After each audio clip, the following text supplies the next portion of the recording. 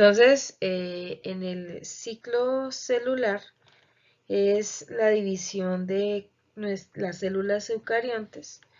Allí vamos a hablar de varias cosas, las cuales son crecimiento celular, replicación del material genético, particularmente pues el ADN, distribución de los cromosomas que se han duplicado a sus células hijas cuando ya ocurre todo el proceso de la división celular, que como veíamos en clase pues va a variar de acuerdo a si estamos hablando de célula animal o de célula vegetal. Bueno, este ciclo celular como tal realmente solo hace referencia a células eucariontes, porque cuando hablamos de microorganismos, pues tendríamos que hacer la diferencia si estamos hablando de organismos eucariontes o procariontes.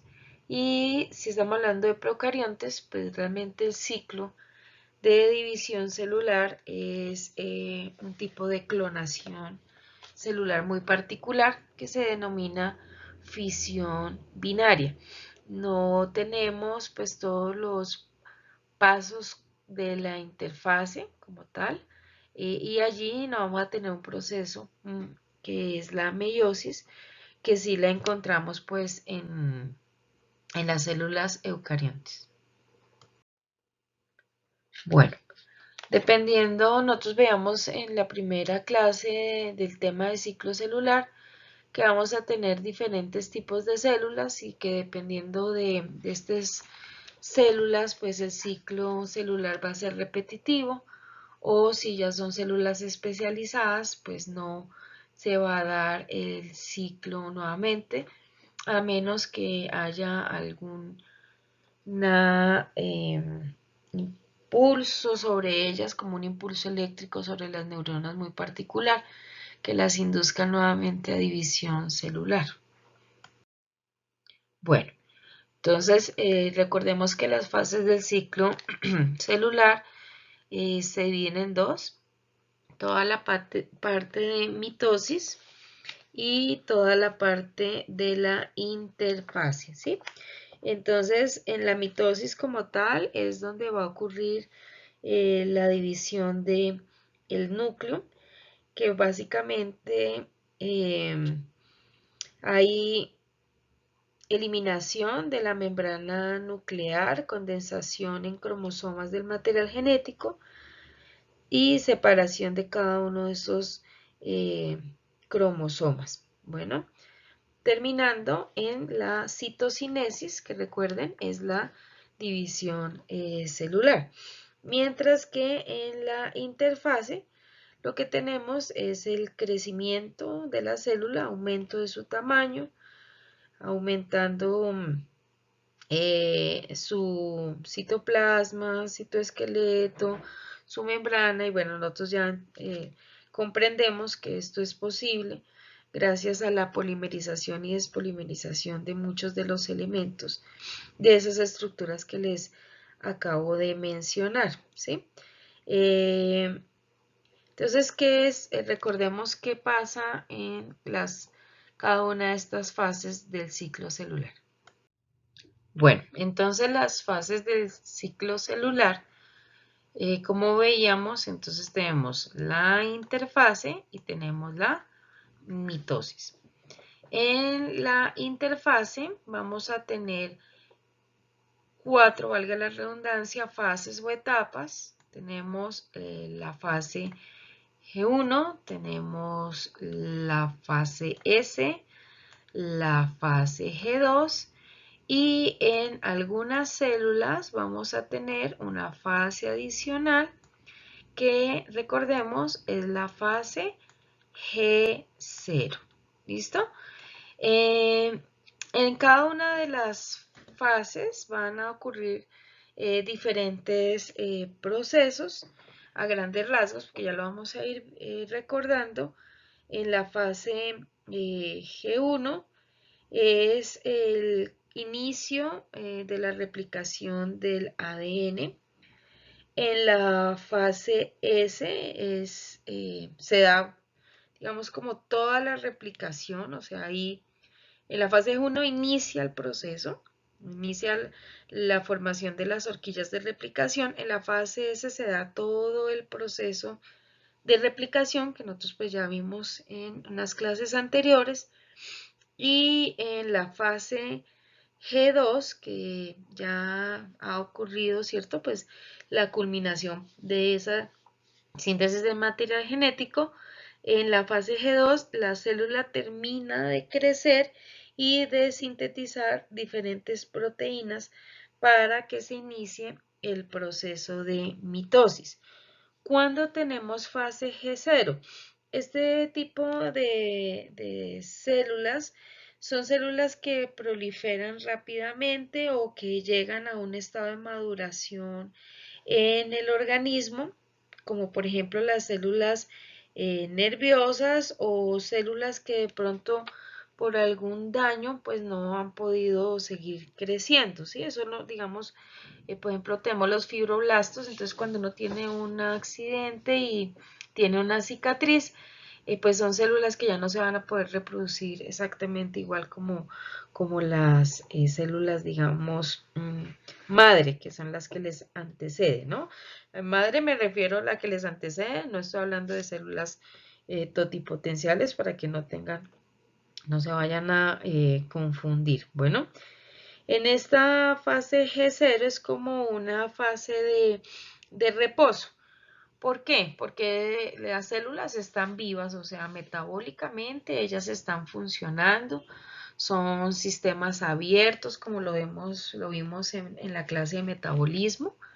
Son células en las cuales pueden interaccionar con el medio, transformar nutrientes, mantener sus organelos, pero no hay proliferación, a menos que haya una señal específica eh, que les permita iniciar nuevamente ese proceso, ¿sí? Entonces, por ejemplo, como les decía en clase, nos rompemos un brazo jugando baloncesto. Uno no tiene los osteocitos creciendo todo el tiempo, pero cuando hay esa ruptura, hay una señalización interna en el cual los osteocitos deben iniciar nuevamente el proceso. O sea, pasar de un estado G0 a un estado G1 e iniciar todo el proceso de división para obtener más osteocitos y pues poder, digamos, subsanar esa lesión que ocurrió. Bueno, listo. Entonces, ¿qué va a pasar en cada una de aquellas fases, ¿no? Entonces tenemos la fase G1, que es esta fase que tenemos aquí. En nuestra fase G1, entonces la célula va a iniciar todo el proceso para poder hacer la replicación celular. En la replicación celular, entonces recordemos que vamos a tener una serie de proteínas que nos van a ayudar a hacer la lectura del material genético. Entonces voy a poner aquí en este lado, una hebra de material genético. Entonces recordemos que tenemos la hebra original, ¿cierto? Y tenemos una hebra complementaria que va en sentido contrario. Bueno, pongámoslo aquí, que vamos en 3' en sentido 5'. Entonces nuestro material genético tiene dos hebras, la hebra complementaria, que es la de 3', 5', la hebra original, ¿cierto? La que viene de un proceso de replicación anterior. Y para iniciarse todo el proceso, vamos a tener unas enzimas que se llaman topoisomerasas, Recordemos, las topoisomerasas son aquellas enzimas que tienen como función desenrollar o enrollar el material genético. Las que primero van a actuar son las enzimas helicasas. Las helicasas lo que van a hacer es abrir el material genético y nos van a formar una horquilla de replicación. Vamos a colocarlo aquí. Entonces nos abren el DNA y nos forman una horquilla de replicación. ¿Qué es esto que tenemos aquí? En la horquilla de replicación, ¿cierto? Va a ser nuestro punto de origen del proceso de replicación. Bueno, esas helicasas, que como les decía, pues hacen parte de las topoisomerasas, que a su vez hacen parte de una gran familia que se llama las girasas, que eso lo vimos en clase, va a venir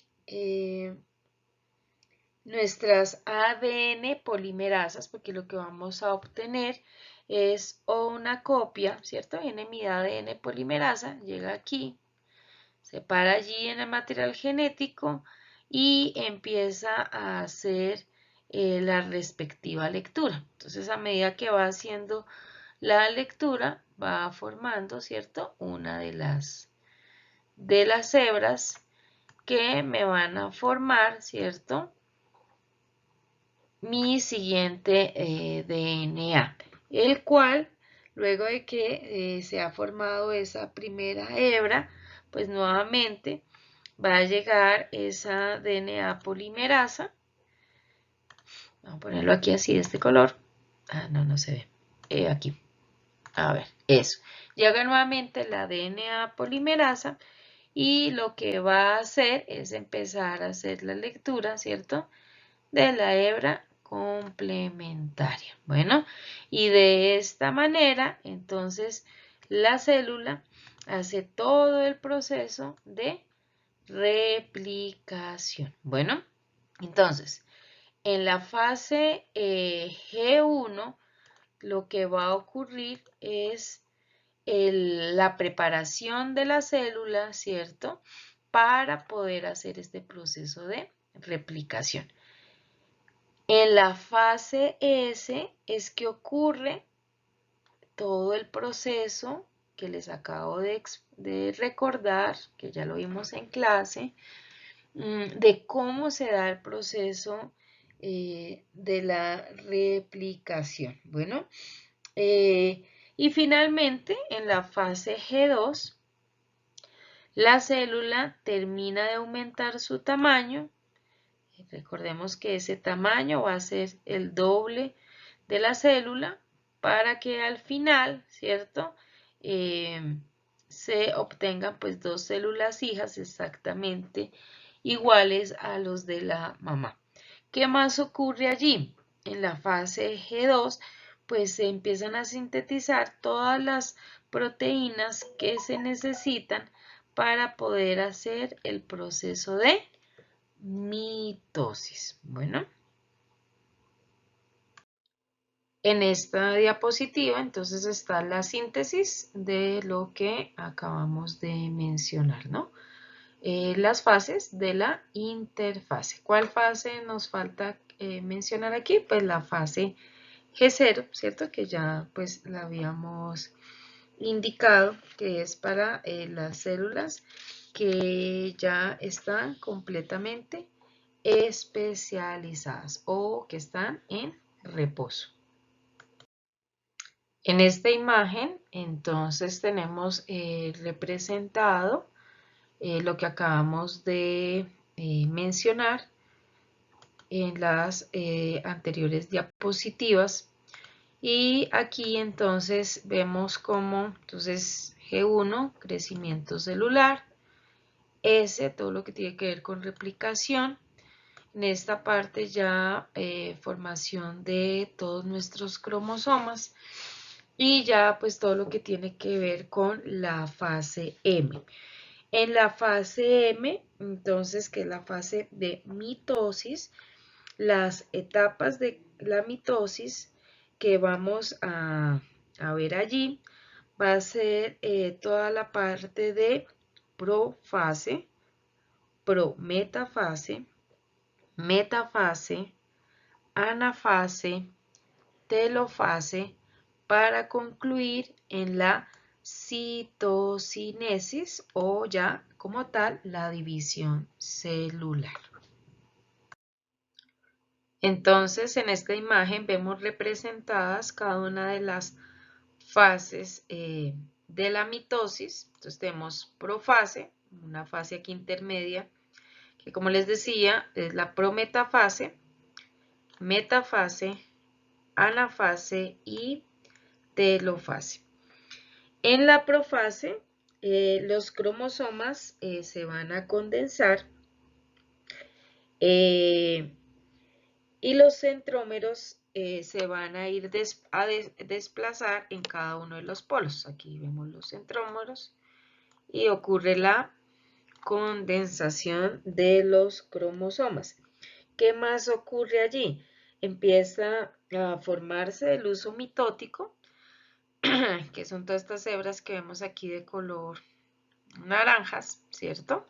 Pero ¿qué más sucede? Aparte de la formación del uso mitótico, la envoltura nuclear empiezan a romperse y en la prometafase ya termina de ocurrir la unión entre el uso mitótico a los cinetocoros de los cromosomas, que es ese punto de unión entre las cromátides, para empezar a colocar hacia el plano ecuatorial de la célula cada uno de los cromosomas. En la metafase, o ya como tal la metafase, pues es ese movimiento gracias al uso mitótico de nuestros cromosomas para que queden en todo el plano ecuatorial. Bueno, cuando ya están alineados los cromosomas en esa línea central de la célula, inicia la anafase, ¿sí? En la anafase va a haber una separación de las cromátides hermanas, que recordemos que es cada una de las hebritas que me componen el cromosoma. Entonces, ¿cómo ocurre esa separación? Pues el uso mitótico, que recordemos que hace parte formado por nuestras proteínas que son capaces de polimerizarse y despolimerizarse, denominadas actinas y miosinas, empiezan a jalar cada una de las cromátides hacia cada polo en donde están ubicados los centrómeros o centriolos, ¿cierto? Perdón, los centriolos, y empiezan a jalar allí los cromosomas. En ese momento, cuando se llevan ya los cromosomas a los polos de las células, entonces se va a iniciar la reconstitución o construcción nuevamente de las envolturas nucleares, la descondensación de los cromosomas, y esa descondensación y descondensación de los cromosomas y formación nuevamente de la envoltura nuclear se da en la telofase. Cuando ya empiezan a formarse los respectivos núcleos, se inicia el proceso de citocinesis para que ocurra la división celular. En cada célula hija me va a quedar uno de los centriolos, los cuales después de la división se duplican, y pues para que cada célula nuevamente quede con dos centriolos, como lo vemos aquí en la profase. Entonces, teniendo en cuenta todo lo que hemos mencionado, cuando una célula se encuentra en el proceso de interfase y estamos haciendo referencia al material genético, entonces esa cromatina, ¿cierto? Que es cuando el DNA no está condensado, está constituido por 46 cadenas en total. Cuando finaliza el proceso de la interfase, porque hay un proceso de replicación, o sea, de una hebra obtengo otras dos exactamente iguales. Entonces tengo 92 cadenas del tipo pues diploide, ¿no? Porque diploide, pues porque tenemos una cadena complementaria y la cadena original. ¿Por qué hay ese proceso pues de duplicación del material genético? Para al final pues poder obtener, ¿cierto? Dos células hijas diploides exactamente con 46 cromosomas que luego se van a descondensar para formar la cromatina y volvemos aquí a una célula lista para iniciar nuevamente el ciclo celular. En esta imagen entonces tenemos el resumen de todo lo que hemos venido hablando sobre el proceso de mitosis, en el cual entonces iniciamos con una célula diploide que multiplica su material genético, lo separa para obtener dos células diploides. Tenemos aquí entonces 46 cadenas, ¿cierto? En esta parte vamos con 92 y volvemos cada célula hija con 46 cadenas del material genético. Para la citocinesis es importante tener muy presente de qué tipo de células estamos hablando. Estamos hablando de la célula animal, entonces en esta célula se va a formar un anillo contráctil, el cual está formado por actina y miosina, y se va a formar en donde previamente el uso mitótico pues se había formado en el plano ecuatorial para poder hacer pues todo el proceso de separación de los cromosomas. En esa sección va a quedar bastante actina y miosina. Esa actina y esa miosina empieza a contraerse y al contraerse va a ir jalando la membrana hacia el interior de la célula formando ese anillo de constricción. Y lo que va a ocurrir es un proceso de estrangulamiento que como resultado pues va a separar la célula en la mitad obteniéndose dos células hijas. En las células vegetales, que son las que tenemos a este lado, no ocurre un proceso de estrangulamiento. Aquí lo que ocurre es un tabique de separación y es la formación de pared. Entonces, lo que va a ocurrir es que en la mitad de la célula empieza a acumularse celulosa, hemicelulosa y se va a formar una placa celular o tabique de separación.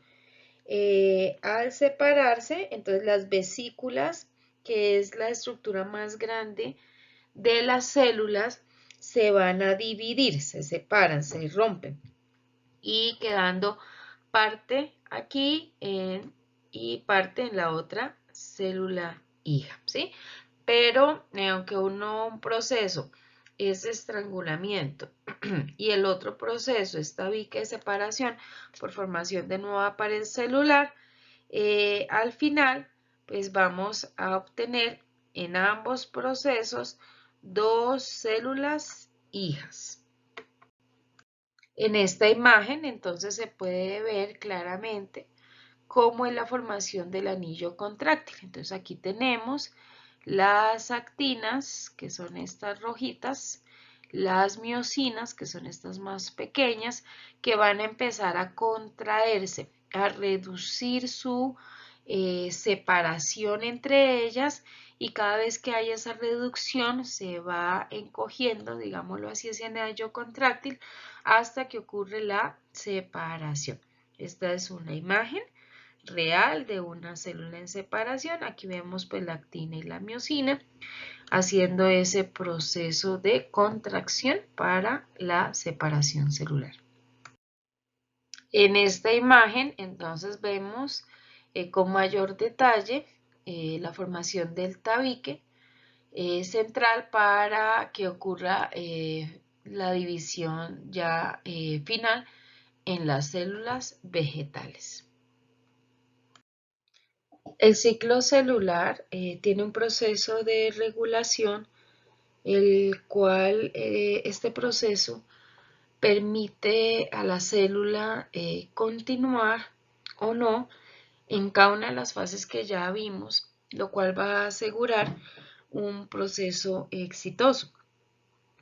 Este sistema de control que se ha venido encontrando, que se determinó en las células, sirven como puntos, como les decía, claves, en el cual por medio de una serie de proteínas se va a iniciar un proceso de lectura de los procesos, y de acuerdo a la verificación que hagan estas moléculas va a haber una decisión, y la decisión es o se continúa la siguiente fase o se para el proceso. Y si se para el proceso puede ocurrir varias cosas. Una, que quede en reposo la célula hasta que las condiciones sean las ideales para continuar el proceso. Dos, generar muerte celular inducida y degradar la célula, ¿sí? Entonces tenemos esos puntos de control como los vemos aquí. Tenemos el punto de control G1, punto de control G2 y punto de control M. En el punto de control G1, que es el primer control que vamos a ver, ocurre prácticamente en la etapa, aquí les voy a poner, en la etapa final de todo el proceso de G1, ¿sí? O sea, antes de que se inicie toda la etapa de síntesis del ADN, o sea, todo lo que tiene que ver con el proceso de la replicación. Si en este punto no están las condiciones ideales, separa la célula y no hay proceso de replicación y allí quedaría en reposo. ¿Cuáles son esas condiciones? Pues que tenga los nutrientes necesarios la célula, que estén todas las proteínas, enzimas que se necesitan para el proceso de replicación, ¿sí? Si no están, pues sencillamente no se inicia la fase S y la célula, como les decía, queda en reposo. En el segundo punto de control, que se encuentra en la fase G2, como ustedes lo ven, también se da ya terminado esta fase y se hace una verificación de si ya están todos los cromosomas que se necesita, la célula tiene el tamaño que se necesita para iniciar el proceso de mitosis, si se tienen todas las enzimas, proteínas para cada una de las fases de la mitosis, ¿sí? En ese punto, entonces, si no ocurre, si ya tenemos la duplicación, pero no fue una duplicación correcta, el tamaño no es ideal, esa célula se manda a muerte celular inducida. Bueno, En el siguiente punto, que es el punto de control M, se da en el inicio de la mitosis, ¿sí? Ese punto de control metafásico o punto de control M es en el cual se va a revisar realmente el proceso entre la metafase a la anafase, o sea, se va a revisar si todos los cromosomas si están ubicados en el plano ecuatorial, si hubo una separación correcta, no hubo mutaciones en el proceso de replicación, si no hay, por ejemplo, un rompimiento de las cromátides donde no debería ir. Si ocurre alguna anomalía, pues esas células también se descartan y se mandan para muerte celular inducida. Bueno, las moléculas que van a regular el ciclo celular, pues están las MPF, las voy a escribir aquí. Entonces, están las células M, P, F. Esas células se conocen como los factores promotores de maduración, factores promotores de mitosis. Son moléculas homólogas, van a inducir el proceso de mitosis para el desarrollo o división celular y la especialización celular. Cuando estaban estudiando estas moléculas se dieron cuenta que habían otras que dependían de la división celular, aparecían y desaparecían. Esas células son las que pertenecen a la familia de las ciclinas. Son células que se sintetizan y se degradan durante cada ciclo celular. Y otras proteínas que también empezaron a observar que aparecían y desaparecían y que estaban asociadas a las ciclinas son las moléculas quinasas dependientes de ciclina. Cuando estas moléculas interaccionan entre sí, son las que van a hacer todo el proceso de regulación del ciclo, de verificación del ciclo y de aprobación o desaprobación, que era lo que hablábamos ahorita de activo o no activo, ¿cierto? El ciclo de control continúa o no continúa la célula. Entonces, ¿qué se revisa en cada punto de control? Entonces, en la fase G1, que tenemos el punto de restricción R, se comprueba o se verifica, ¿cierto? Con esos MPF, ciclinas y quinasas dependientes de ciclina, se verifica que se tenga la masa necesaria la célula para seguir adelante. Recuerden que en la fase G1 inicia la célula a aumentar su tamaño. Si se tiene todo lo necesario para la síntesis, o sea, si tenemos las DNA polimerasas suficientes, las helicasas, las primasas, las girasas, todas las enzimas que tienen que ver con la replicación. Si tenemos las condiciones ambientales necesarias, y aquí estamos hablando si tenemos exactamente nutrientes, las sales necesarias, la temperatura adecuada, todos los factores de crecimiento, que son las ciclinas, quinasas, MPFs, para que ese proceso, cuando ya se termine y se vaya a iniciar la fase S, porque recuerden que este punto de control está casi finalizando la fase G1, pues se asegure que todo lo que va a ocurrir en la fase S es una fase que realmente va a darse de manera exitosa.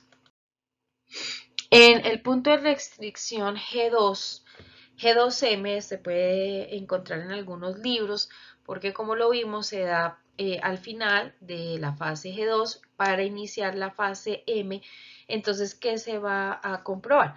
Pues primero que se haya duplicado todo el material genético, o sea que hayamos pasado de 46, ¿cierto?, hebras de material genético diploide a 92, que tengamos el tamaño suficiente, como les decía, prácticamente es el doble del tamaño inicial de la célula para que pueda darse el proceso de mitosis. Y en la fase M, entonces, es un proceso que, como bien les decía anteriormente, es un punto de restricción entre la metafase y la anafase. Bueno, este punto es esencial y cuando este punto lamentablemente no funciona, como en alguna vez les decía en clase hablando de este tema, se van a dar una serie de enfermedades genéticas, por ejemplo, como el síndrome de Down, lo tenemos de lesiones o rompimientos en alguna parte del cromosoma y quedan unas células sin la información completa y otras células con información de más. Entonces, tenemos en G1 tenemos un punto de control adicional que es el punto de control para que las células se vayan a fase G0. Este punto de control solo se activa cuando las células son completamente especializadas. Cuando ya esas células sencillamente lo único que tiene que hacer es funcionar metabólicamente, o sea, mantener su bioquímica activa, consumiendo nutrientes, degradando nutrientes, generando energía, bueno, como ya lo vimos en clase, y ya no hay necesidad de que se duplique porque ya tiene su tamaño, tiene sus funciones muy claramente definidas, células maduras, células quiescentes, pues cuando sale del proceso de división celular y pasa a estado G0 esa célula, entonces ese punto R para ese tipo de células no es que no inicie fase S, ¿cierto? Sino que las manda a fase G0, ¿sí? Como células quiescentes.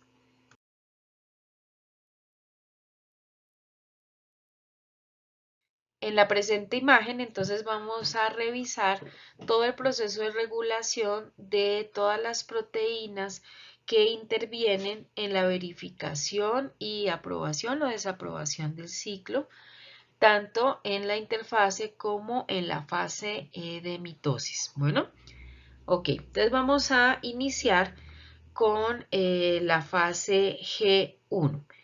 En la fase G1, recuerden, vamos, o la célula como tal, va a empezar a preparar y a crecer en tamaño, a listar todos los proteínas, enzimas, el material genético, para que en la fase S se pueda dar todo el proceso de replicación. Si las condiciones ambientales no son las adecuadas, se van a producir estas proteínas P15 y P16. Esas proteínas van a inhibir la unión de la ciclina D con las quinasas dependientes de ciclinas 4 y 6. Si no hay unión de las ciclinas D con las CD4 y 6, no va a poderse pasar de la fase G1 a la fase S. No va a iniciarse todo el alistamiento de todas las proteínas y elementos que se necesitan para el proceso de replicación, ¿sí? ¿Por qué?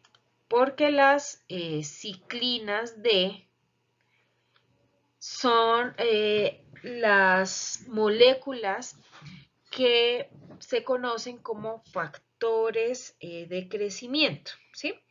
Esas ciclinas D, cuando están en abundancia, lo que le están diciendo a la célula es necesitamos continuar en el proceso. Si hay un decrecimiento o hay una disminución en la concentración de las ciclinas D, nunca la célula va a poder pasar el punto de restricción de G1. Entonces, para poder pasar ese punto de restricción de G1, las ciclinas D deben unirse a las quinasas dependientes de ciclina 4 y 6. Esa unión, esas parejas que se va a formar allí, es el que va a verificar que esté funcionando correctamente toda la fase G1 y van a promocionar la formación de las ciclinas E.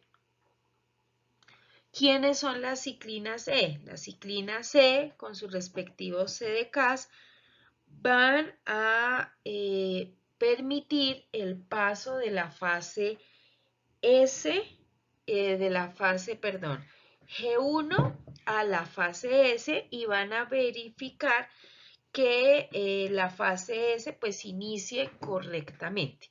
¿Cómo se produce la ciclina E? Entonces, aquí van a interactuar otras proteínas que son las proteínas RB. Esas proteínas RB son conocidos como proteínas supresoras de tumores. Ahora, ¿por qué son conocidas de esa manera?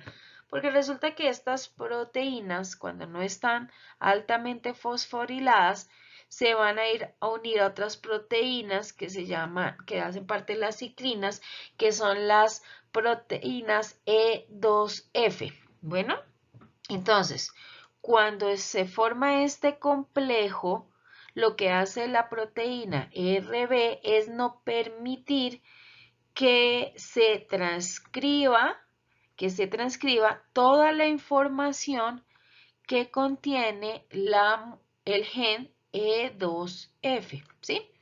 Si no se transcribe la información de la E2F, no se va a iniciar el proceso de transcripción de ese gen y por ende no se va a poder pasar de la fase G1 a la fase S. ¿Qué es lo que nos va a transcribir E2F? Lo que nos va a transcribir es la producción de ciclinas E. Esas ciclinas E, si no se producen, ya les comentaba, no nos permite pasar de G1 a fase S. Entonces, ¿por qué volvemos a las ciclinas D?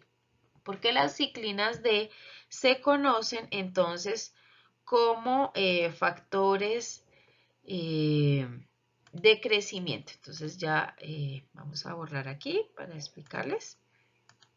Muy bien. Entonces se conocen como factores de crecimiento porque la unión de las ciclinas D con las CDK4 y 6 lo que van a hacer es iniciar a fosforilar, ¿sí? Van a colocar fósforos en donde en la proteína PRB. Cuando yo fosforilo o pego fósforos, voy a cambiar la configuración de la proteína porque le estoy poniendo otras moléculas que antes no tenía, que tenían una carga, en este caso carga negativa, que va a hacer que pierda esa configuración y al perderse esa configuración, ¿qué va a ocurrir? Una separación de PRB con el complejo E2F. Si hay esa separación, entonces E2F puede transcribirse y producir aquellas moléculas que necesitamos para que se dé correctamente la fase S. Entre ellas, las ciclinas E que van a lograr unirse, ¿a dónde? A las quinasas dependientes de ciclinas número 2. Bueno, si se forma el complejo ciclina E CDK2, se puede iniciar la fase S, que ya sabemos que la fase S es todo el proceso de replicación del material genético, ¿ok? Ahora, otro punto de control que vamos a tener entre la fase G1 y en la fase G0 son unas proteínas denominadas como proteínas P21 y P27. Esas proteínas P21 y P27 se van a activar cuando la célula produce la molécula P53. La molécula P53 se activa, dice, porque todo esto es una cascada de reacciones.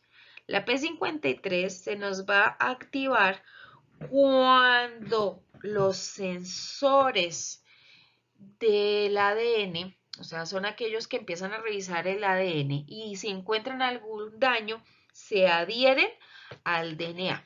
Esos sensores de ADN se conocen como las moléculas ATM y ATR. Entonces, cuando el DNA está dañado, estas moléculas se van a pegar al DNA.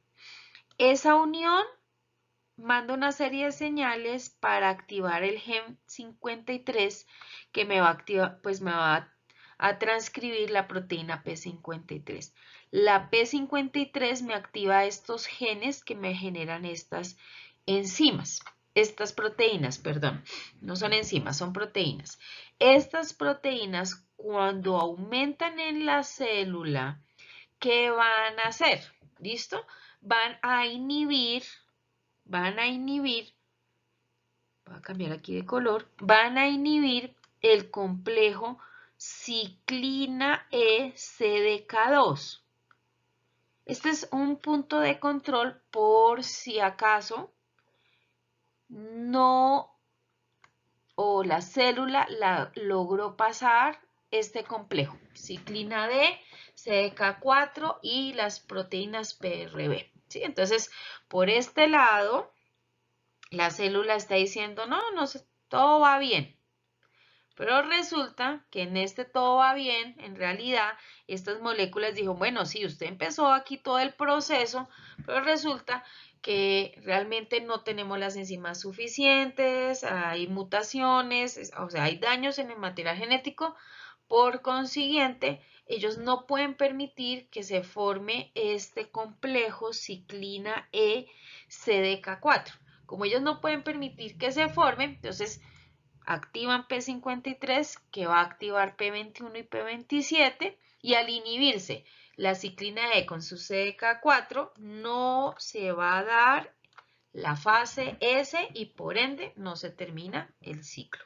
Bueno, voy a borrar aquí para poder continuar y hablarles entonces ya del paso de la fase S a la fase G2. Bueno, entonces todo ocurrió como se esperaba. Entonces, si todo ocurrió como se esperaba, ocurre todo el proceso de replicación, ¿cierto? En esta fase. Sigue la fase G2, que en la fase G2 que vamos a esperar, pues que nuestra célula que tenía un tamaño inicial ya logre tener el tamaño final deseado para que pueda darse todo el proceso de mitosis. ¿Listo? Entonces, ¿qué complejo vamos a encontrar aquí? Aquí vamos a encontrar el complejo ciclinas A con quinasas dependientes de ciclina tipo 2. Este complejo lo que va a hacer es verificar y revisar que todo lo que ocurre de la fase S a la fase G2 quede ok y entonces se puede pasar el punto de restricción G2M. ¿Listo? Que era el otro punto que habíamos visto. Si hay algún daño en el material genético, ¿quién va a actuar aquí? ATM, ATR, activando P53, que como ya lo habíamos dicho en G1 y en GNS, nos va a activar pues las proteínas P21 y P27, que ya nos quedó claro cuál va a ser su función. Bueno, si se activa P53 en esta fase y no se nos forma el complejo ciclina A CDK, entonces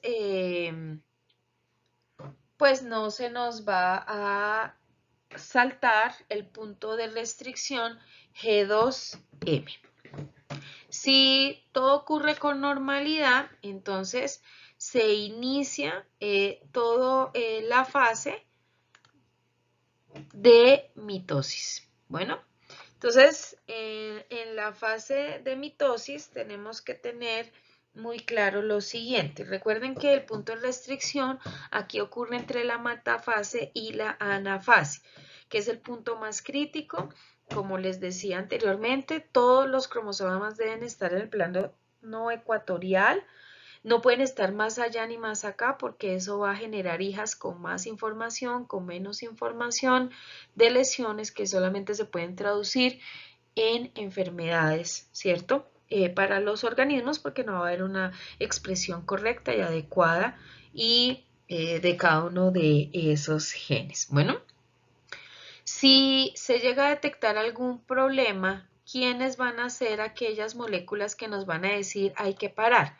Entonces, las ATM, las ATR con P53 para activar proteína P21 y P27. Si se activa P21 y P27, nos va a inhibir, ¿sí? Dos complejos, ciclina A con CDK1, que no nos va a permitir avanzar en cada una de las fases, o sea, no vamos a poder pasar de la metafase a anafase y no se cumpliría toda la mitosis y nos va a inhibir también el complejo ciclina B CDK1. Las ciclinas B son esenciales, igual que las ciclinas D, porque estas ciclinas son las que van a permitir pasar el punto de control de la fase M, ¿sí? Entonces, estas proteínas P21, P27, ¿cómo hacen para cohibir, digamos, esas uniones entre la CDK y las ciclinas? Lo que hacen es fosforilar las CDKs y al fosforilizarse pues pierden esa configuración y ya no van a poder unirse porque no van a encajar con las ciclinas. Bueno, si todo ocurre perfectamente, sencillamente lo que va a ocurrir es que se nos forman de manera adecuada estos complejos, se dan todas las fases de la mitosis que nosotros pues ya hablamos de ellas y ocurre con normalidad el proceso. Bueno, ahora, ¿cómo ocurre el paso de G1 a G0? ¿Listo? En este paso lo que va a ocurrir es una degradación de las ciclinas B. Si hay degradación de la ciclina B, esa ciclina B no se me va a unir a la CDK4. Entonces aquí se los voy a, perdón, CDK2, aquí se los voy a colocar. Entonces, aquí voy a tener otra CDK, que es la CDK2. ¿Listo? Para continuar o que las células hijas continúen en la interfase y vuelvan a darse el ciclo celular, debe unirse la ciclina B con la CDK4. Si no hay esa unión, ¿sí? Si no hay esta unión entre ciclina B y CDK2, entonces esa célula entra en reposo. O sea, va a pasar de G1 a estado G0. Bueno, directamente. Aquí no vamos a llegar a ciclina de CDK4 ni PRBE2F para saber si tiene o no tiene las condiciones ambientales, para saber si tiene o no tiene todo la maquinaria enzimática y proteica para hacer replicación, sino sencillamente no hay formación de este complejo. ¿Qué quiere decir? Que esa célula debe entrar en reposo y no debe iniciar nuevamente todas las fases de la interfase, pues para iniciar nuevamente todo el proceso del ciclo celular. En la presente imagen, entonces vemos la regulación por la proteína Rb con todo el complejo E2F, ¿sí? Entonces, en su estado poco fosforilado, la Rb se une a la familia E2F, ¿sí? Entonces, el Rb, que no está tan fosforilado, se nos va a unir a la familia E2F. Cuando hay esta unión, E2F no puede hacer el proceso de transcripción de todos los genes que van a estar relacionados con la fase S, como se los mencionaba anteriormente, ¿sí? ¿Por qué? Porque no se puede dar la transcripción, porque sencillamente este complejo como está no va a encajar en nuestro material genético y no va a hacer la lectura, ¿sí? No la va a realizar y por ende no habría transcripción. Pero cuando tenemos la unión del complejo ciclina D, CDK4 y CDK6 en G1, lo que van a hacer las ciclinas es colocarle fosforilar a Rb.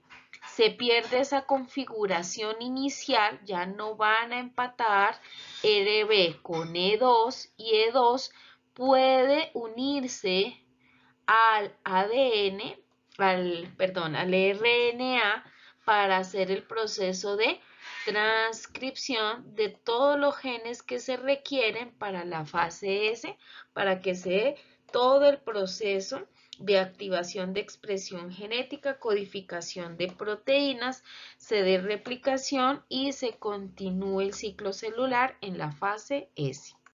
Como les decía, las ciclinas B son muy importantes en la fase M. Y aquí vemos que la unión ciclina B, CDC2, que también se conocen como factores promotores de maduración o de mitosis, MPF, tiene funciones esenciales. ¿Cuáles son?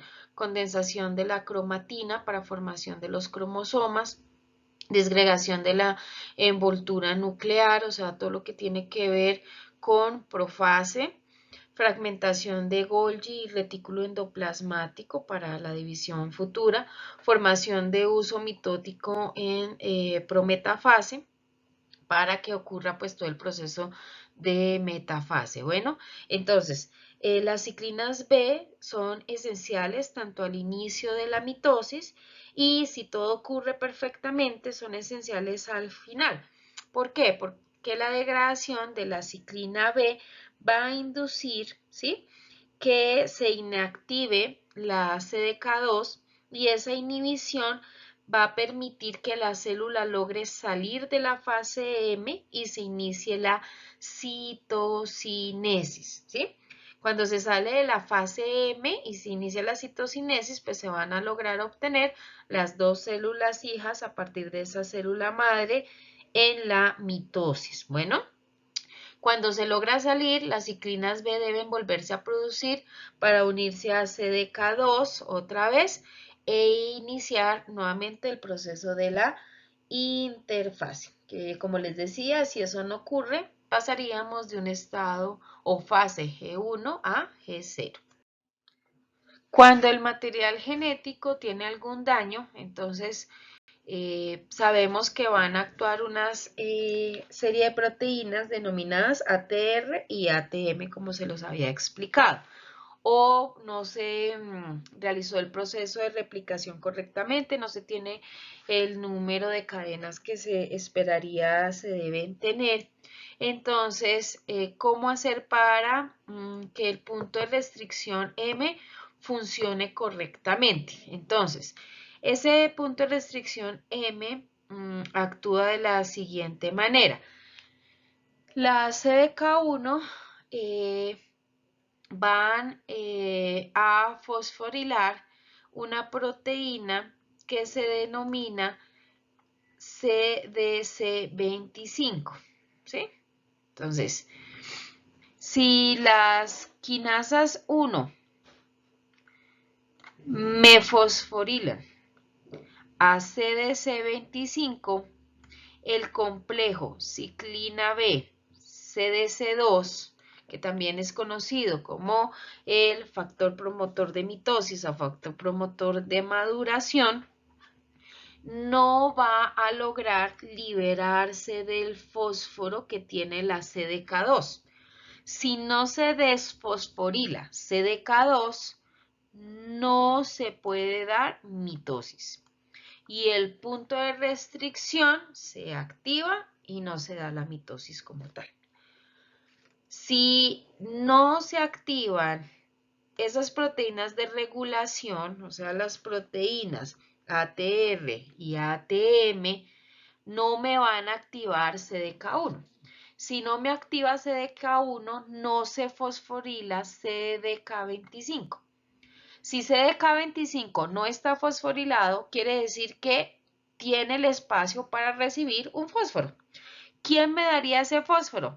CDK2 del complejo ciclina B CDK2 se libera del fósforo, CDC25, CDK25 se fosforila y se me activa el complejo ciclina B CDK2, que como ya lo vimos en la imagen anterior, pues va a ser esencial para que se inicie todo el proceso de profase, prometafase y metafase. Ya de acuerdo a cómo en metafase están ocurriendo las cosas, digamos así, estén bien nuestros cromosomas, pues se nos activa nuevamente ATR o ATM, pero para activar P53 y P21.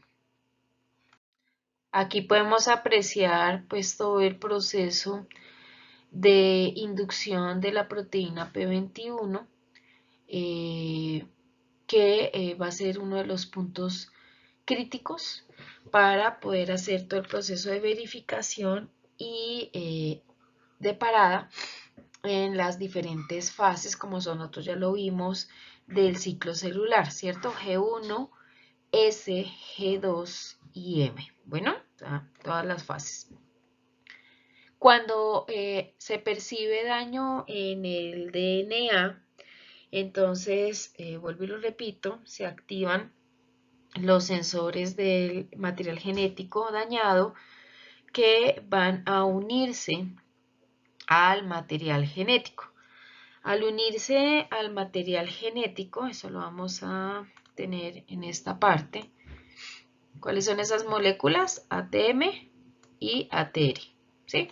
Entonces, esas moléculas, al unirse en el DNA, porque son los sensores, ¿cierto? O sea, ellos encuentran algún daño, cuando ellos se adhieren, van a mandar una señal para que se active uno de los genes, que es el gen 53, ¿sí? Que me va a transcribir sus proteínas P53, porque vienen del gen 53, las cuales se conocen como los promotores o son como esas moléculas que me activan un gen que se llama el gen 21, ¿sí? Ese gen 21, vamos a suponer que es este, me va a producir pues las proteínas P21, ¿listo? Ahora, pero para yo producir P21 necesito obligatoriamente que se produzca P53. Y P53 solo se produce cuando se une las moléculas ATM y ATR, que son las sensoras del ADN cuando se daña, para que se dé toda esta cascada de reacciones, ¿sí? Entonces, cuáles son o el actuar o el accionar de las proteínas 21. Estas proteínas van a actuar en dos vías. Una que ya vimos, que es inhibir la formación de complejos entre las ciclinas y las quinasas dependientes de ciclinas, ¿listo? Inhibiendo directamente, ¿cierto? Esa unión, y ya vimos que dependiendo esas uniones, pues depende muchos de los procesos, y puede inhibir directamente la replicación del material genético cuando esa proteína P21 se une a un complejo que se conoce como el complejo nuclear de proliferación celular, PCNA. ¿Listo? Vuelvo y lo repito. Se conoce como el complejo del antígeno nuclear de proliferación celular. Cuando P21 se une a ese complejo, se da de una vez directamente la inhibición de la síntesis de ADN. ¿Sí? ¿En qué fase se nos va a dar eso? Pues en fase S. ¿Listo? Pero como vimos, hay otras fases donde la esencia no es la inhibición de la síntesis del ADN o de la replicación, por ende, pues su accionar principal va a ser ¿cómo?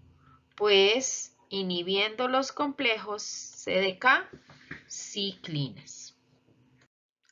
Bueno, como no todo es perfecto, a pesar de la complejidad que vemos del proceso, y eso que pues lo que realmente hemos hablado es muy por encima del accionar tan complejo de cada una de estas proteínas, es igual súper complejo. Entender cómo funcionan las CDKs, las ciclinas, ese factor de maduración, cómo se inhibe cada una de las fases de la interfase, de la mitosis.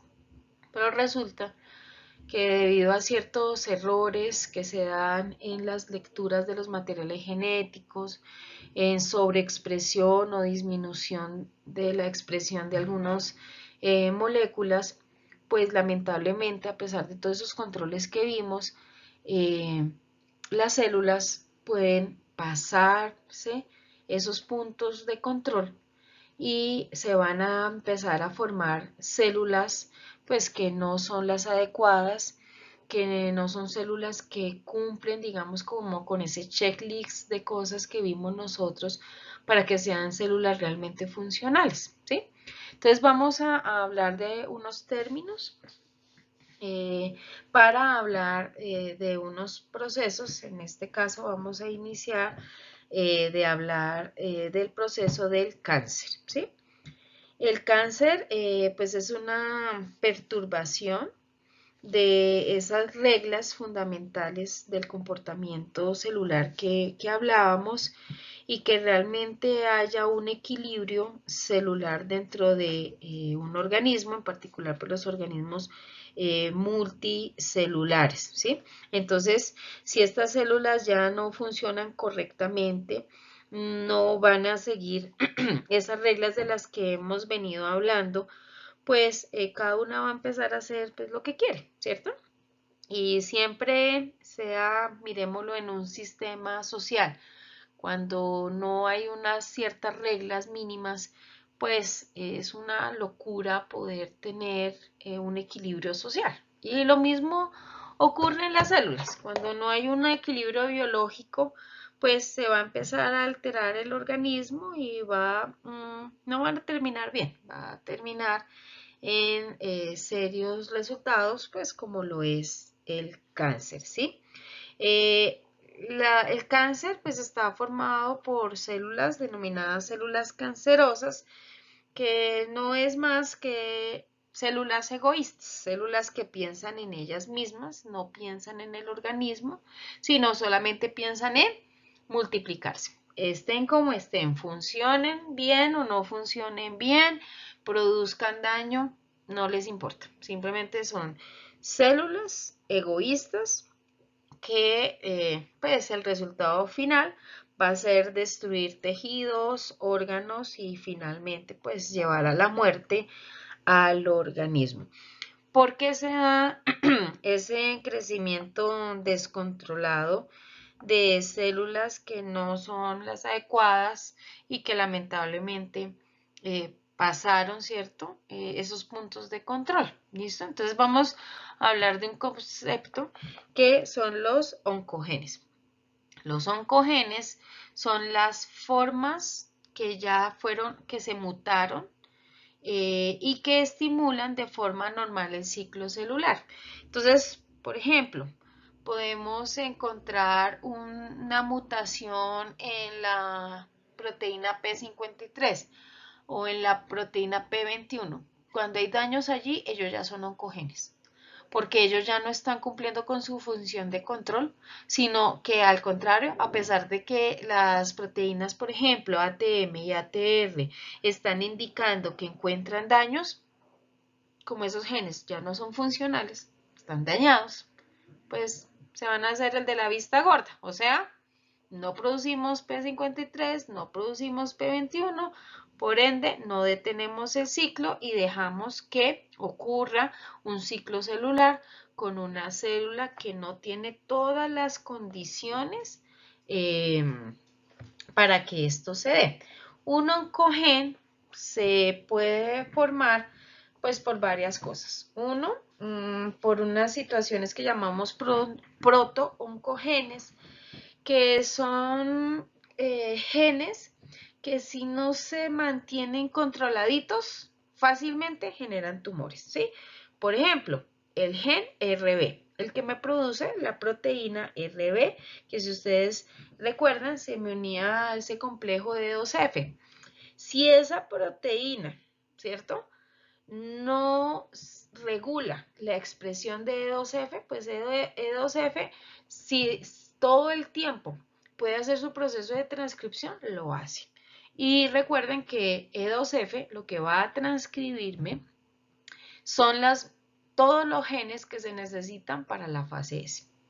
Si nadie le dice a E2, oiga, no transcriba porque es que ese material genético que tenemos no es el indicado, pues sencillamente él cumple con su función, que es transcribirse. Si se transcribe, se da fase S, una fase S con un material genético dañado y todas esas mutaciones se van a replicar, se van a aumentar y nos van formando los oncogenes. Entonces, en esta imagen, por ejemplo, tenemos cómo funcionan los pronto-oncogenes y los oncogenes. Entonces, el pronto-oncogen es esa porcioncita allí de material genético, por ejemplo, el gen RB, que es un gen muy sensible. La mayoría de los cánceres actualmente se saben que tienen alteración en alguna función de ese gen. ¿Listo? Sea como gen o sea ya como proteína.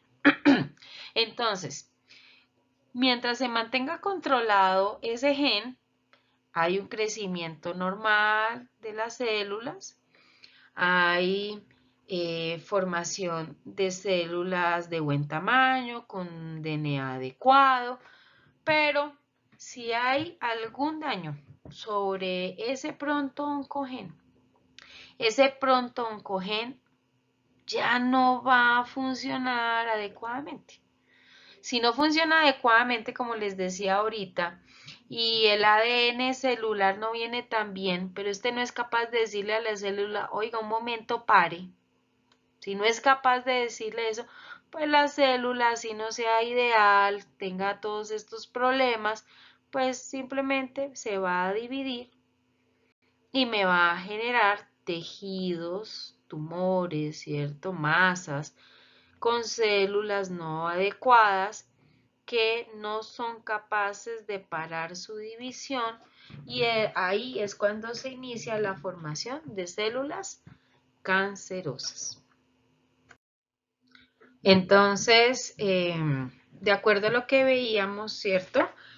Hablábamos de una serie de factores que pueden activar esos pronto-oncogenes, ¿cierto?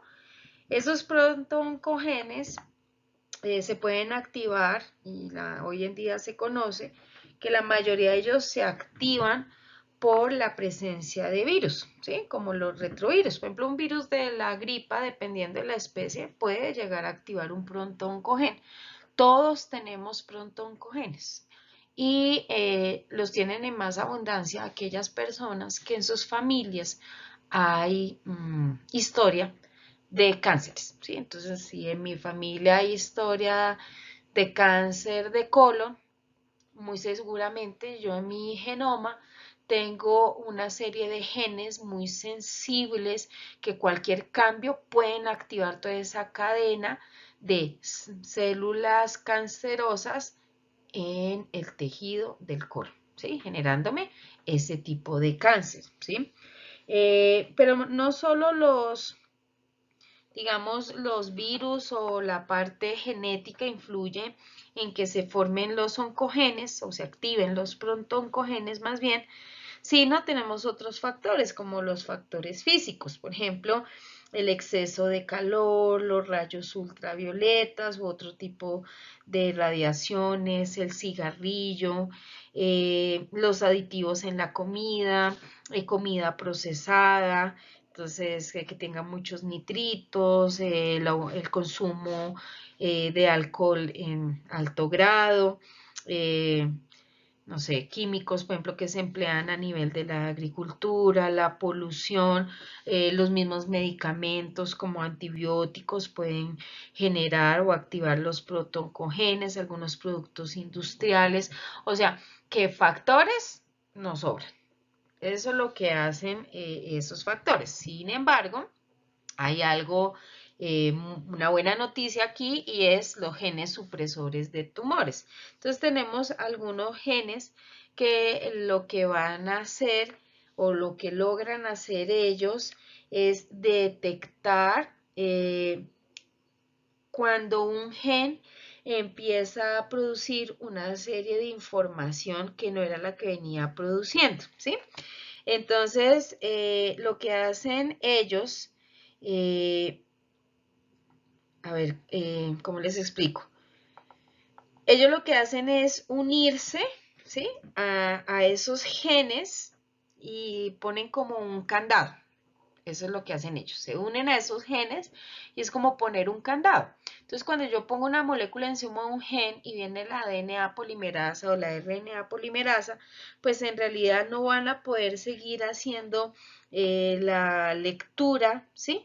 De esa estructura y por ende no se van a producir más estas moléculas, ¿sí? Entonces, por ejemplo, el, el gen supresor del gen RB, que es el que hemos venido hablando, lo que hace es que cuando detecta que esta proteína RB, ¿cierto? No funciona de una manera adecuada, lo que hace es ponerle freno, ¿sí? Por eso en esta imagen, ustedes ven que aquí les están señalando en esta bicicleta esa parte de allí. Son aquellas moléculas que le ponen freno. Entonces tengo, por ejemplo, aquí la RB que empezó a funcionar mal y es como con esta bicicleta y empezar a pedalear, perdón, sin parar. Entonces empiezo a andar, no me paso los semáforos en rojo, si puedo atropellar a alguien lo atropello, ¿cierto? Pero estoy causando daño. Entonces, ¿cómo hago para no causar más daño? Puedes oprimir el freno. ¿Quiénes son los que oprimen ese freno? Pues los genes supresores de tumores. Entonces, como les decía, se van a adherir directamente allí. Uno de los genes supresores más estudiados es el gen P53, ¿sí? ¿Cuál es el problema? Que si los genes supresores también se alteran, o sea, no tengo frenos, una bicicleta, ¿cierto? Que está mal diseñada porque no tengo freno y sin freno pues no podré nunca controlar pues lo que está pasando aquí abajo, ¿sí? La mayoría de los cánceres que son muy agresivos se sabe que tienen alguna alteración en ese tipo de gen, ¿sí? Y hay muchos virus que como los adenovirus, que bueno, cuando ya estén conmigo allá en microbiología los vamos a ver, pero básicamente son virus de ADN, por ejemplo, como las paperas, ellos pueden unirse al gen P53 y alterarlo. Por ejemplo, el virus del papiloma humano. Por eso cuando hay cáncer por este tipo de virus, si no se logra controlar muy bien y pues hay que retirar, por ejemplo, en las mujeres hay que retirar todo el útero y demás, porque si no se logra controlar, pues fácilmente va a llevar a la muerte del organismo.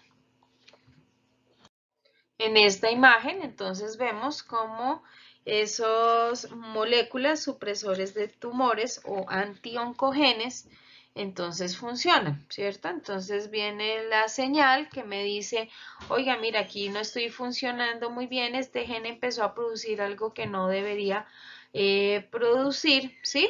Y entonces esos supresores lo que van a hacer es bloquear, ¿cierto?, la transcripción de esa información genética para que no se dé. En este caso, por ejemplo, tenemos un ejemplo de pasar de fase G1 a fase S. ¿Listo?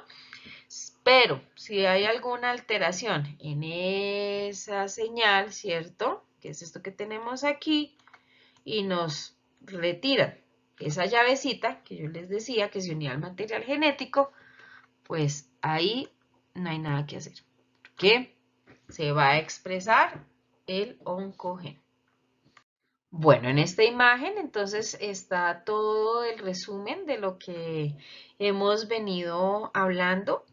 La idea es que ustedes lo revisen, miren cada una de las preguntas y con lo que hemos hablado de la parte como bioquímica, de control, pues, y de cada uno de los procesos que se dan en las fases, lo puedan ir respondiendo para estudiar para el parcial.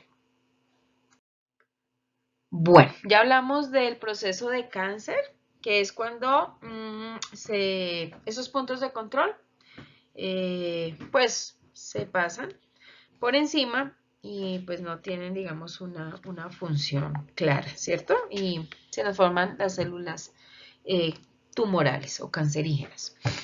Pero resulta que las buenas noticias es que eso no suele pasar en la misma proporción que es el control.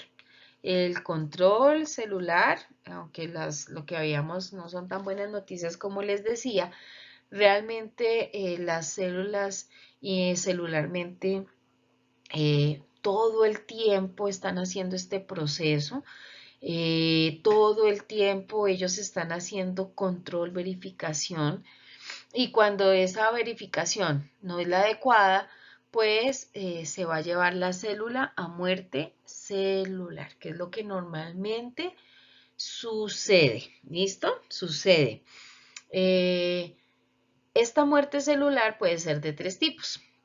La primera se conoce como la apoptosis, que es la que aquí está señalada como tipo 1.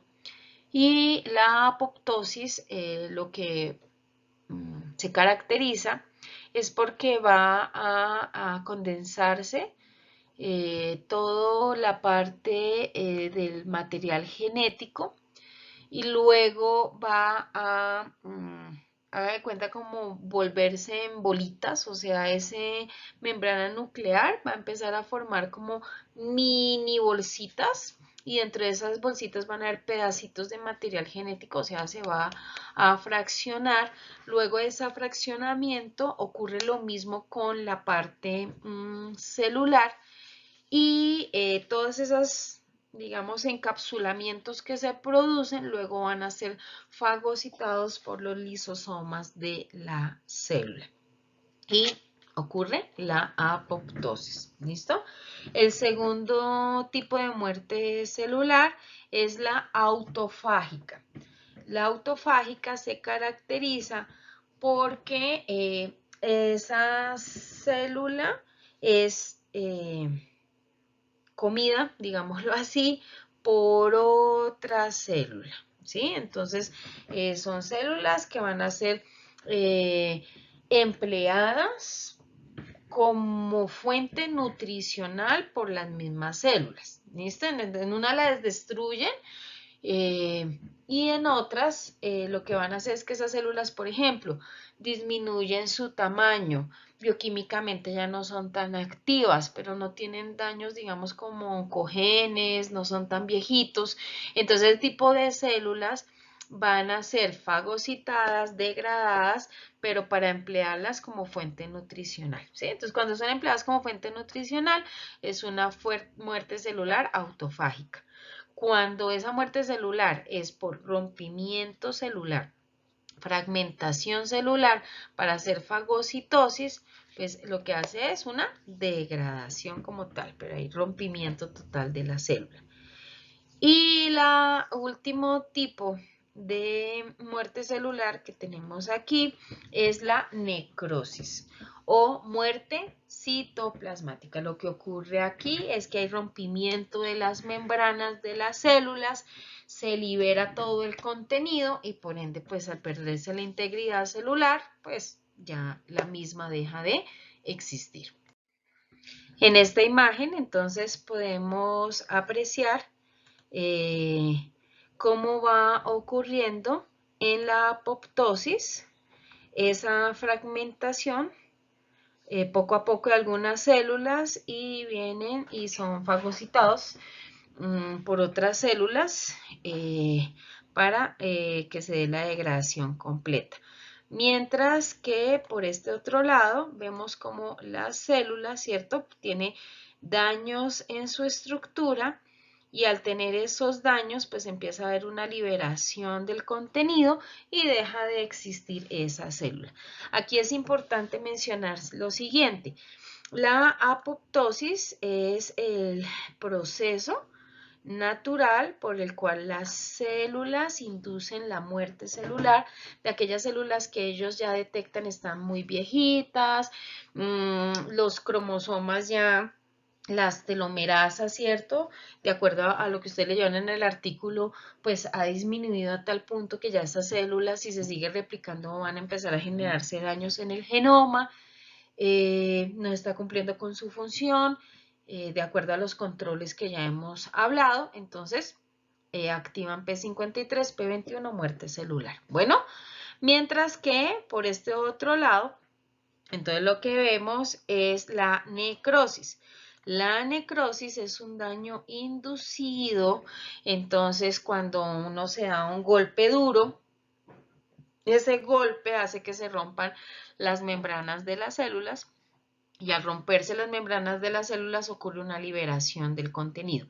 Al liberarse el contenido, pues van a venir una serie de células del sistema inmunológico, como son los eosinófilos, basófilos, y ese aumento de esas células del sistema antígeno y acumulación en esa zona del rompimiento va a generar lo que nosotros llamamos inflamación y como ese color negro, morado de todos los colores, es ese proceso que se está dando allí.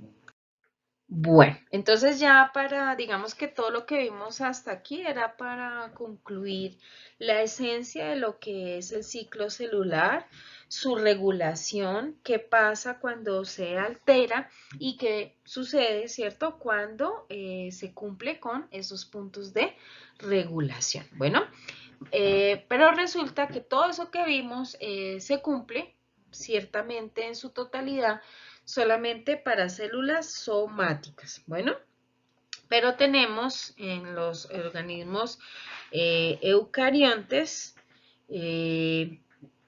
animales, el siguiente proceso y es la meiosis.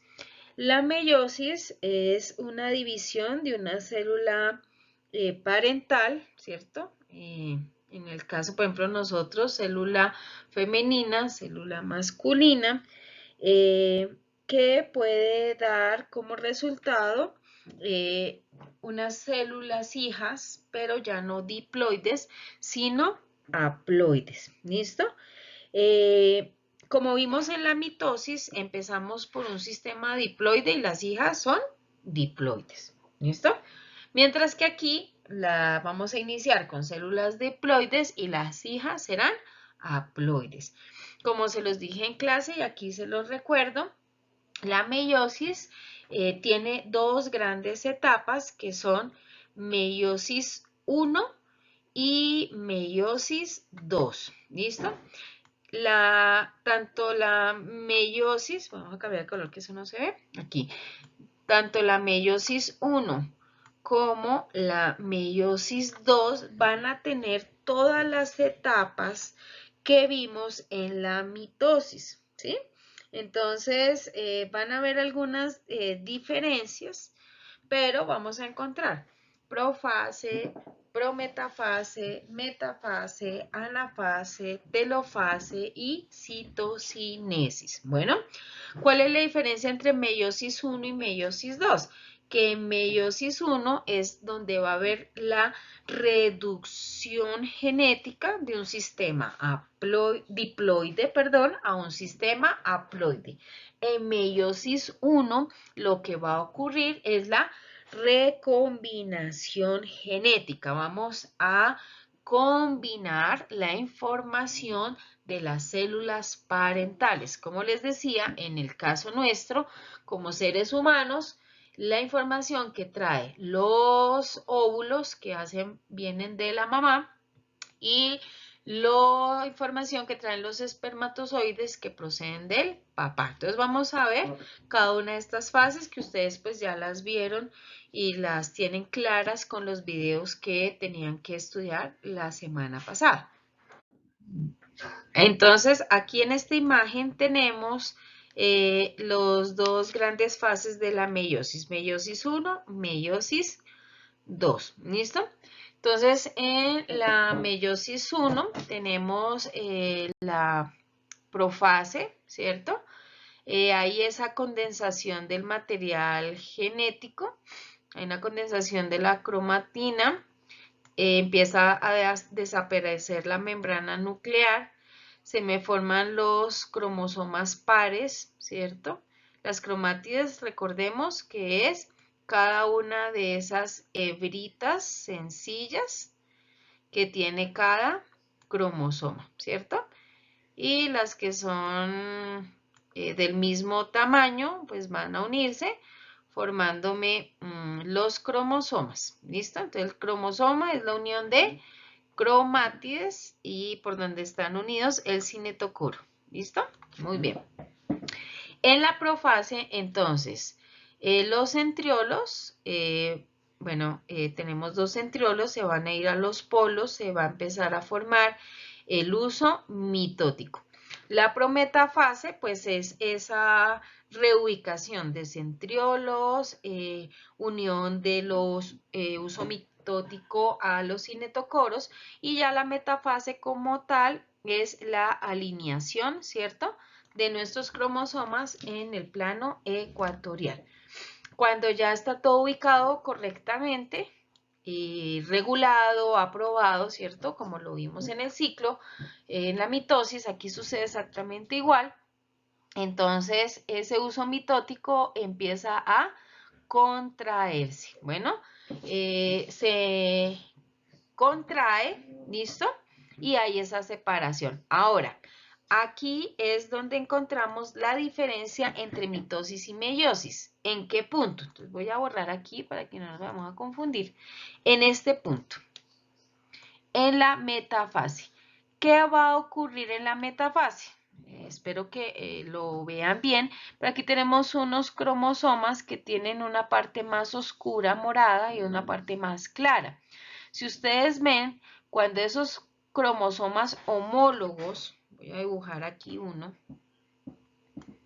espero que me quede homólogo, casi el mismo tamaño, cuando esos cromosomas homólogos quedan cerca en el plano ecuatorial, vamos a dibujar aquí el uso mitótico, vamos a suponer que aquí estamos en el plano ecuatorial, ¿Listo? Entonces, cuando esos pares homólogos quedan cerca, ¿qué va a ocurrir? Va a ocurrir una combinación entre cromátides. ¿Listo?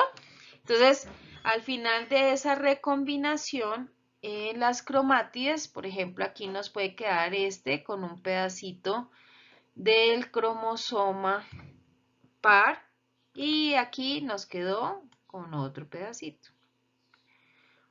Por eso ustedes aquí en esta imagen que tenemos pueden observar que tenemos un color más oscuro, uno más claro, y cuando ocurre la separación ya esos cromosomas no tienen la misma coloración. ¿Por qué? Porque ahora tienen información compartida. Quiere decir que las células hijas de la meiosis 1 tienen información diferente a los cromosomas que se condensaron inicialmente en la profase, ¿sí? Entonces, ese proceso se denomina recombinación. ¿Listo? Entonces, en meiosis 1 se da ese proceso. ¿Qué se da en meiosis 2? Sencillamente ya ocurre el proceso de separación. ¿Listo? No hay replicación en este proceso porque si hubiera replicación nunca llegaríamos a un estado haploide. ¿Sí? Entonces aquí tenemos un estado 2N y aquí vamos a llegar a un estado N, haploide. Igual ocurre profase, ¿listo? Entonces en la profase, ¿qué va a ocurrir? Se nos vienen los centriolos, formación de uso mitótico, ¿cierto? En la metafase, posicionamiento de mis cromosomas, luego separación por las cromátides hermanas. Aquí ya no me van a quedar cromosomas completos en cada célula hija, sino solo una cromátide en cada célula hija. ¿Cierto? Se separan esas células e inicia la citocinesis que se da en la telofase, ¿sí? ¿Cuántas células al final vamos a obtener? Vamos a obtener al final, entonces, 4 células hijas. ¿De qué tipo? Haploide. Aquí, en la meiosis 1, ¿cuántas células hijas obtuvimos? Una, 2, pero ¿de qué tipo? Diploide. Bueno, en esta imagen entonces van a ver la fase de recombinación, ¿cierto? Esa fase de recombinación, como lo pueden apreciar acá, ¿cierto? Entonces vemos cómo cada uno de estos cromosomas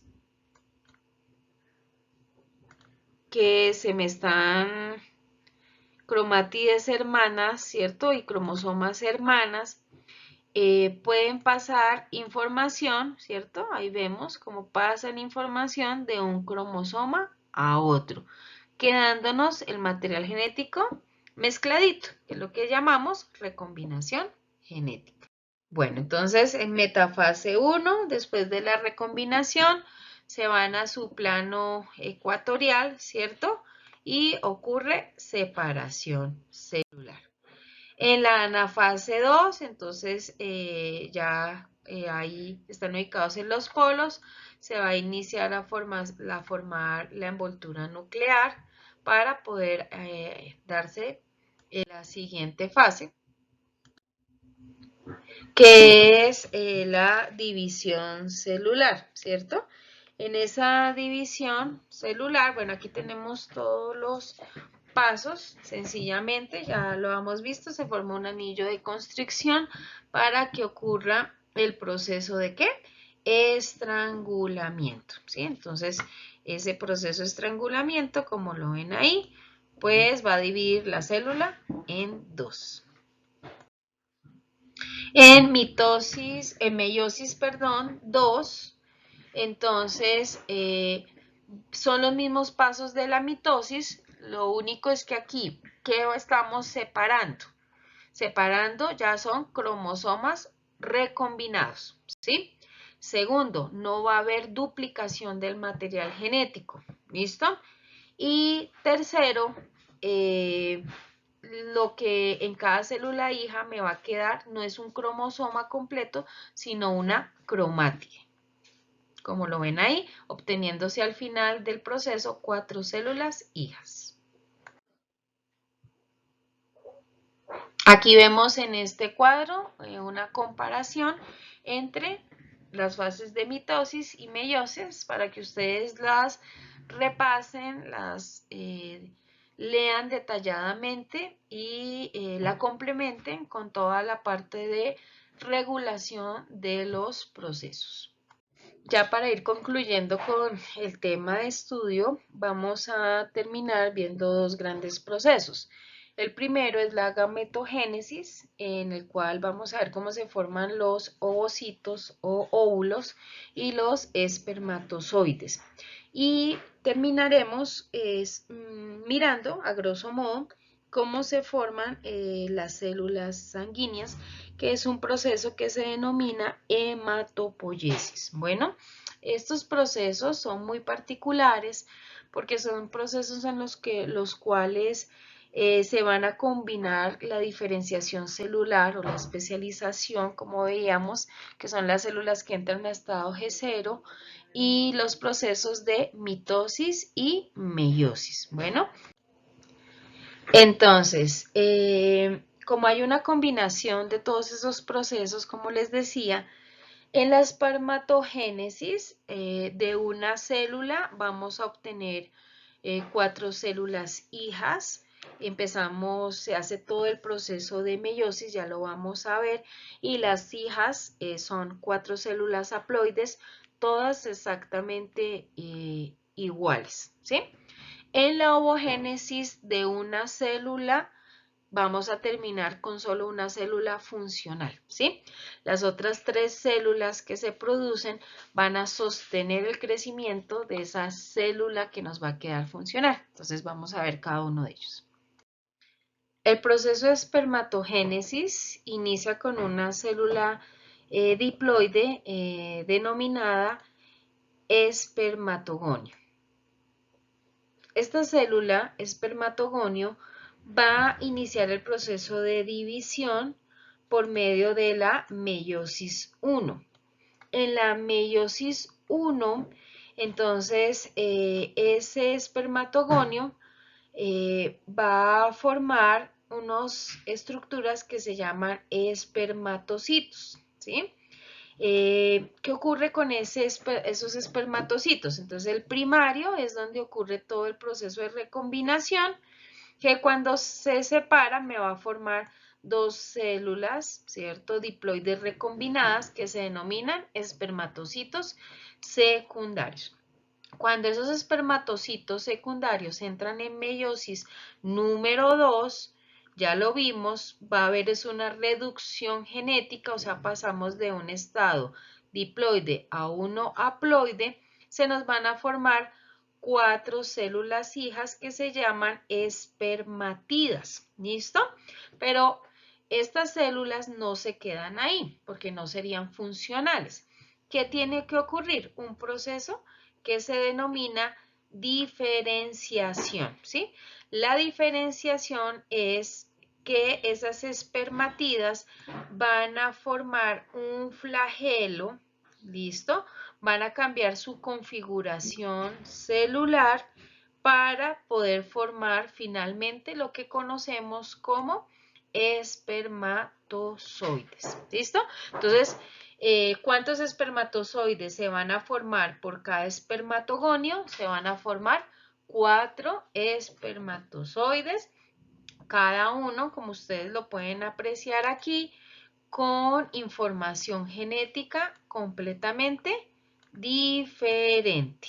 ¿Listo? Entonces aquí vemos un proceso de meiosis y de diferenciación. Estas células espermatozoides ya no vuelven a hacer ningún ciclo celular, sencillamente quedan en reposo, o sea, en fase G0.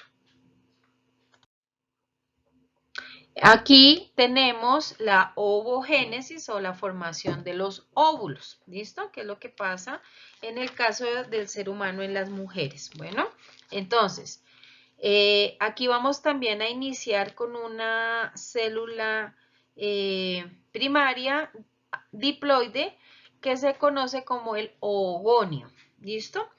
Los ogonios van a dividirse por medio de la meiosis en dos células, meiosis tipo 1 en dos células y en esta división van a formar un ovocito primario, ¿sí?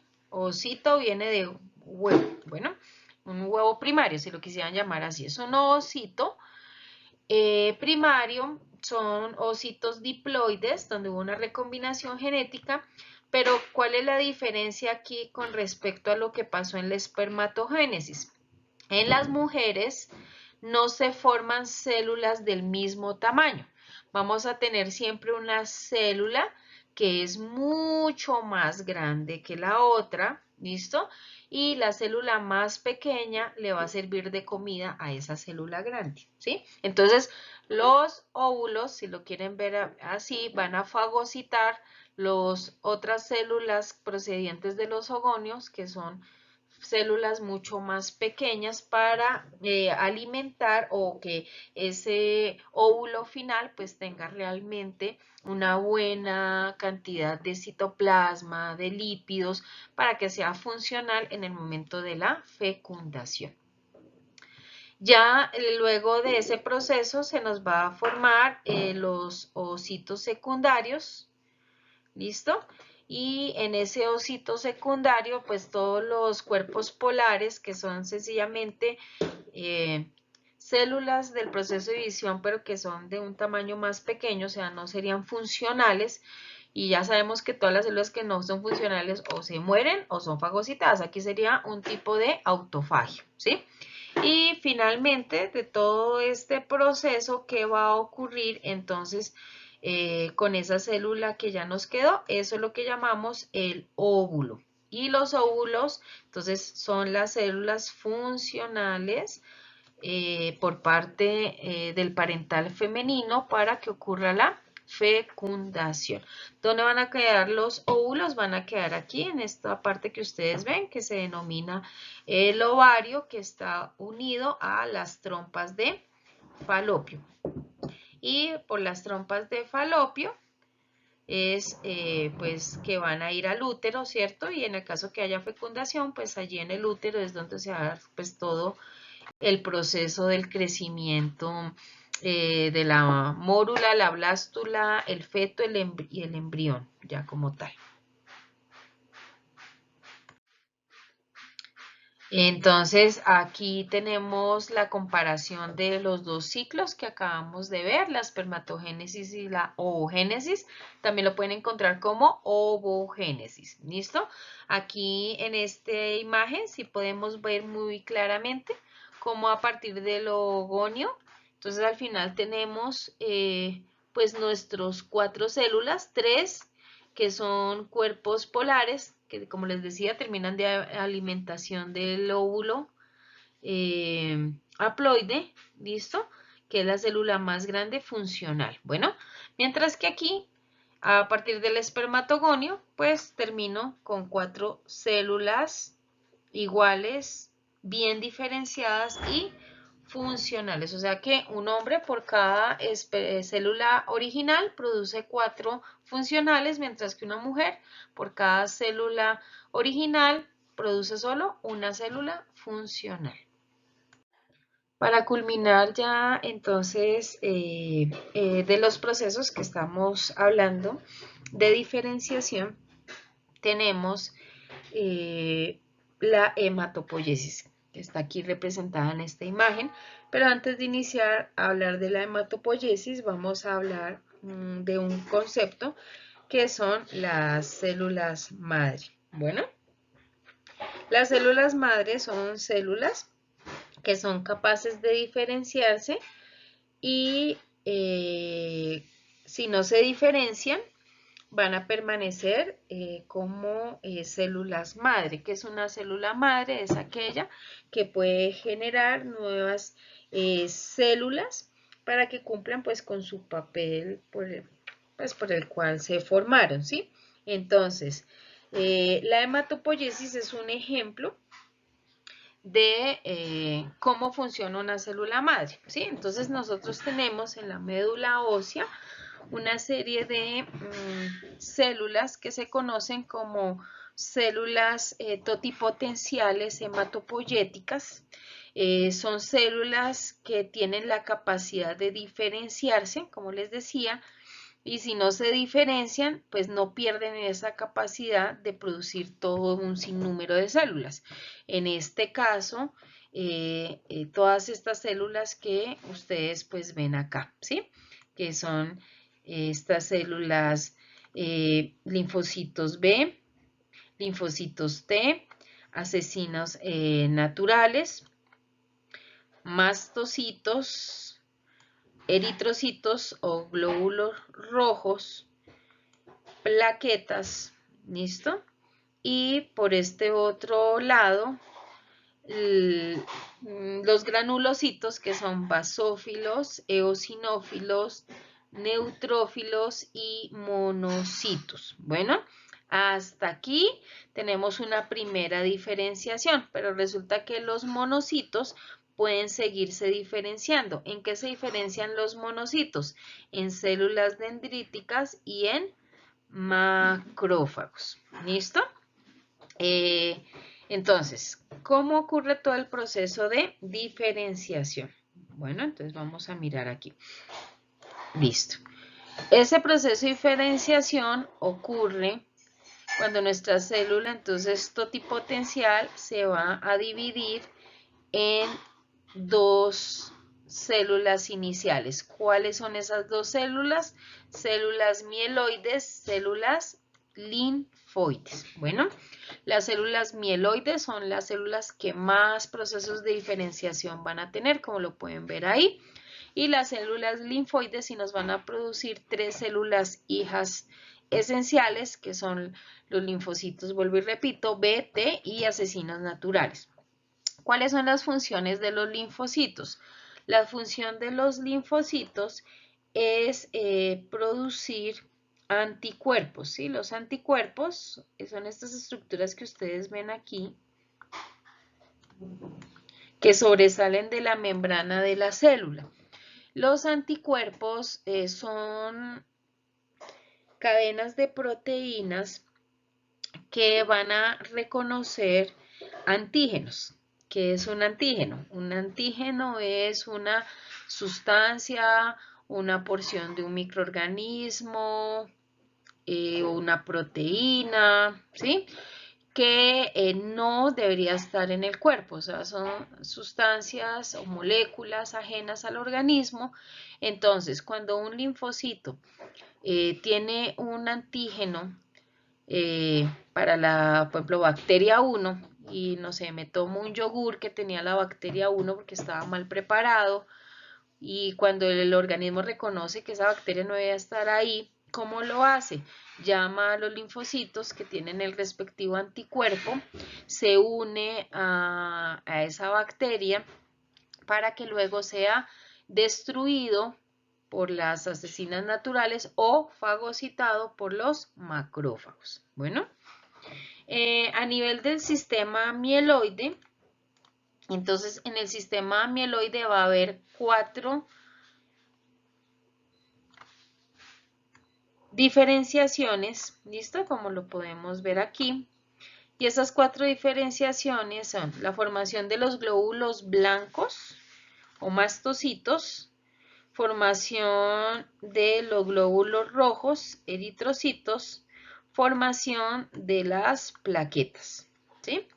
Y formación de una tercera célula que son los mieloblastos, ¿listo? Los mieloblastos son los que nos van a formar o se va a diferenciar en 4 células hijas más. Entonces, ¿ven por qué la célula inicial se llama totipotencial? Porque de ella van a salir muchas células hijas que se pueden seguir diferenciando y pueden seguirse multiplicando. Bueno, entonces de los mieloblastos vamos a tener los basófilos, eosinófilos y neutrófilos. Los basófilos, eosinófilos y neutrófilos son células que están encargadas de reconocer o de aumentar cuando existen infecciones, sean principalmente infecciones bacterianas, pero cualquier otra infección. Por ejemplo, una alteración de estos procesos son las enfermedades autoinmunes. Y es cuando estas células empiezan a reconocer todo lo del cuerpo como si fuera extraño y empieza a atacarse a sí mismo, ¿sí? Cuando ellos funcionan normal, pues atacan es todo lo que en realidad es extraño, como bacterias, virus, químicos, alguna sustancia.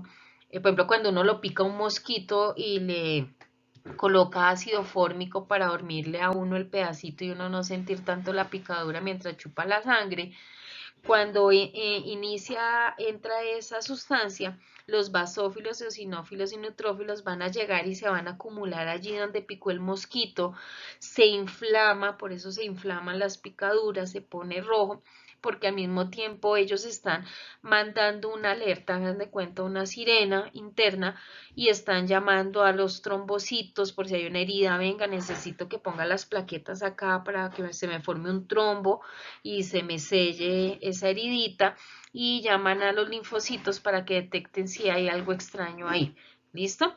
Y si es una infección, por ejemplo, hay un organismo vivo, entonces los linfocitos lo detectan, lo marcan y los macrófagos lo degradan. ¿Listo? Los monocitos, que es la otra célula hija del mieloblasto, se va a diferenciar en dos células hijas, las células dendríticas y las células macrófagos. ¿Listo?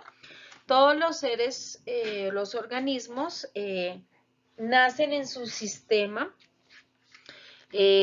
con células totipotenciales que se van a ir diferenciando a medida que pasa pues el tiempo, digamos, de vida al organismo para irlo reconstituyendo. Y todas estas células, la suma de todas estas células, es lo que nosotros llamamos sistema inmunológico. ¿Listo? Sistema inmunológico. Ese sistema inmunológico entonces se va a dividir en dos. Aquel sistema inmunológico adquirido, que es el que cuando mami nos mantiene en su barriguita, mientras nos desarrollamos, a medida que ella nos pasa su sangre, pues nos va a dar células del tipo B, T y natural killer que ya tienen anticuerpos. Y luego que vamos creciendo y nos vamos exponiendo a una serie de antígenos diferentes, vamos a ir desarrollando nuestra propia memoria antigénica, y a eso le llamamos memoria celular adquirida, porque se van a ir desarrollando anticuerpos a medida que vamos pues teniendo contactos con diferentes antígenos. En esta imagen entonces pues se ve claramente cómo es el proceso de obtención de algunas de las células, como son las plaquetas, los granulocitos y los glóbulos rojos, ¿sí? ¿Qué es lo que quiero que vean en esta imagen? Que no es tan sencillo como lo veíamos en la imagen anterior, aunque aparentemente nos parecía complejo todas esas células, sino que cada una de estas células tiene que pasar por una serie de procesos diferenciadores para que realmente la célula final sí sea funcional. Y en esta célula pues ya tenemos pues ya lo que nosotros conocemos en nombre general como glóbulos blancos, pero ustedes ya saben que los glóbulos blancos son monocitos, linfocitos B, linfocitos T, los asesinos naturales, que aquí le está escrito como linfocito citolítico natural, pero son los asesinos natural killer. Aquí los granulocitos. ¿Listo? O sea que cuando hablamos de glóbulos blancos ya ustedes saben que no es una célula, es la suma de muchas células. Bueno.